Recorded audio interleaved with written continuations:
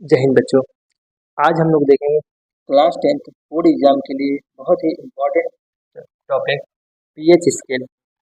PH scale का खोज Sorensen नामक एक वैज्ञानिक ने किया था। पीएच हमें क्या बताता है बच्चों? पीएच स्केल हमें क्या बताता है?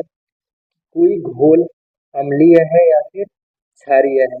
वो अम्लीय है तो कितना अम्लीय है, वो क्षारीय है तो कितना क्षारीय है, और या फिर उदासीन है। ठीक है बच्चों।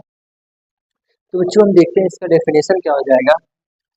इसका डेफिनेशन हो जाएगा पीएच स्केल। पीएच स्केल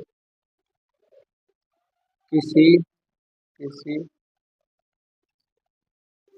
घोल की अम्लीयता या क्षारीयता को मापने का एक पैमाना है। ठीक है बच्चों। पीएच का फुल फॉर्म क्या होता है? Power of hydrogen. क्या होता है?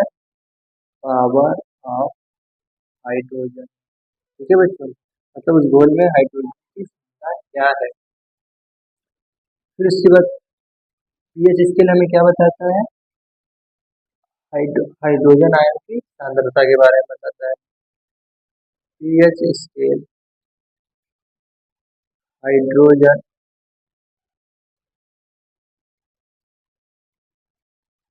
आयन की सांद्रता को बताता। सीमा। अब हम देखेंगे पीएच स्केल की सीमा क्या होती है बच्चों। पीएच स्केल की सीमा। पीएच स्केल की सीमा क्या होती है बच्चों? पीएच स्केल की सीमा 0 से 14 तक होती है। मतलब इसमें जो नंबर्स पड़े होते हैं स्केल में जो नंबर्स पड़े होते हैं वो कहाँ से कहाँ तक होते हैं बच्चों? 0 से 14 के बीच में होते हैं। मतलब 0 से 14 तक होते हैं। ठीक है बच्चों। अगर अगर पीएच स्केल में उस पीएच स्केल की वैल्यू 7 है, 7 के बराबर है पीएच, किसी घोल का पीएच 7 के बराबर है, तो वो कैसा हो जाएगा बच्चों? उदासीन हो जाएगा। कैसा हो जाएगा? उदासीन हो जाएगा। ठीक है बच्चों। अब अगर उसकी वैल्यू 7 से कम है, 7 से कम है, किसी घोल के पीएच का मान 7 से कम है, तो कैसा हो जाएगा?